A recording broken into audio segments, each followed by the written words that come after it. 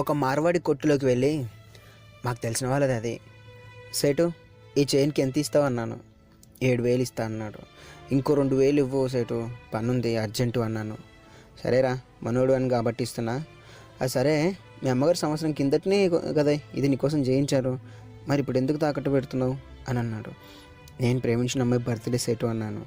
సేటు కొంచెం సీరియస్గా మరి, రే మీ అమ్మగారికి మీ నాన్న వదిలేసినప్పుడు ఎంతో కష్టపడి నేను ఇంత పని చేసింది, నువ్వు కష్టపడి మీ అమ్మని చూడాల్సింది పోయి ఎందుకు ఇవన్నీ అన్నాడు. నాకు తెలుసులే సేటు అని అక్కడి నుంచి వచ్చేసాను.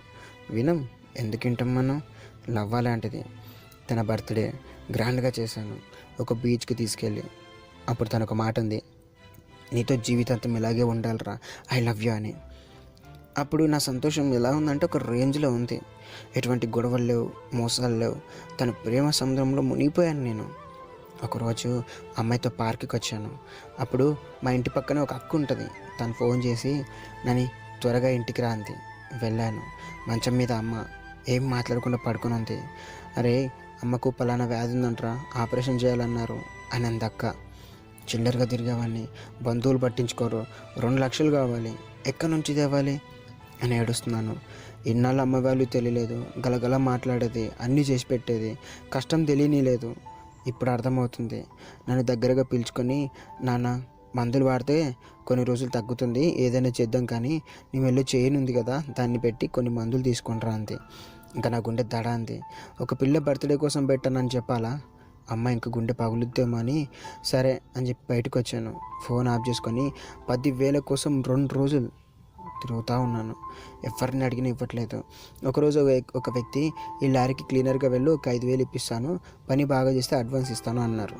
సరే అని అమ్మకి చెప్పి, అమ్మ చైన్ పోయింది నీకు చెప్పలేదు, 2 రోజులు పనికి వెళ్తాను, మందులు తెస్తాను అంటే కన్నీళ్ళతో జాగ్రత్తరా అంది. వెళ్ళాను, పని చేశాను, అడ్వాన్స్ ఇచ్చారు. మందులు తీసుకుని ఇంటికి వస్తే అక్కడ అమ్మ లేదు.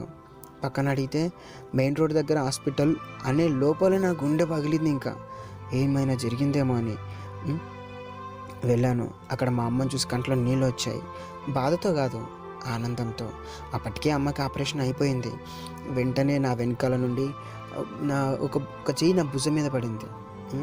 వెనక్కి తిరిగి చూస్తే నేను ప్రేమించిన అమ్మాయి. నేను షాక్. అవును, ఈ ఆపరేషన్ తనే చేయించింది.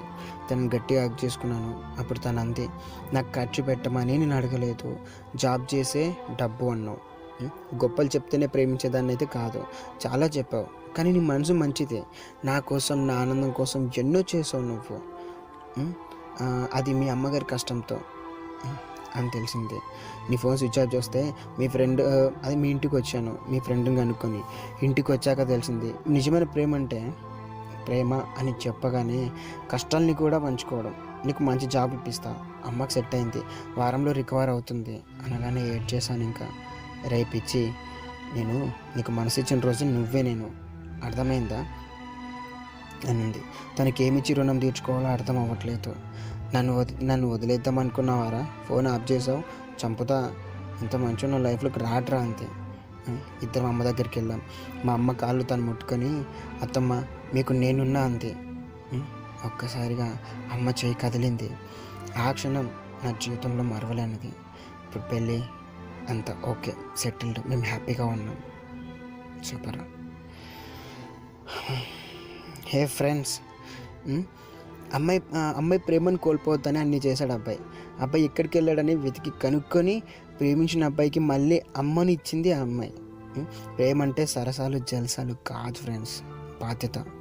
ఇది జస్ట్ పొద్దున్నే ఊహించుకొని రాసుకున్న స్టోరీ. ఈరోజు పొద్దున్న రాసుకున్నా. ఎలా ఉందో తప్పకుండా కామెంట్ చేయండి. కొంచెం ఫాస్ట్గా చెప్పాను, సెకండ్ టైం వినండి. ఇంకా మళ్ళీ ఒకవేళ అర్థం కాకపోతే చాలా బాగుంటుంది. నాకు నచ్చింది కదా, మీకు కూడా నచ్చుతుందని అనుకుంటున్నాను. ఎలా ఉందో తప్పకుండా కామెంట్ చేయండి. తెలుసుగా, మీ కామెంట్సే నా అక్షరాల కోపిరి. మీ నవీన్ నాని.